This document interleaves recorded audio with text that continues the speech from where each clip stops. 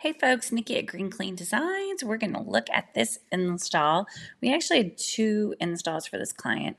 The first thing you're going to see are the office panel partitions. And so they wanted to divide an area. So we did that, and you can see these are 67 tall panels. They have some glass. A lot of times glass is used in designs to keep that openness and that natural light.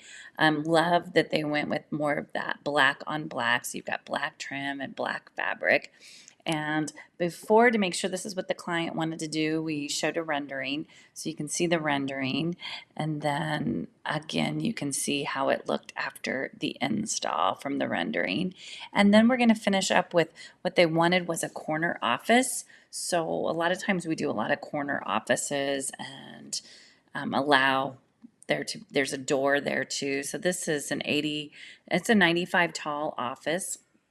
If it was just going to the top of the door, it would be 85 tall, but they went ahead and went 95 tall. You can see that we have two windows in here as well, and we were going against two existing walls. So just cornered off that office and provided a locking door and kept that black on black theme that we used for the partitions. So take a look, great install, and we're happy it all worked out for the client.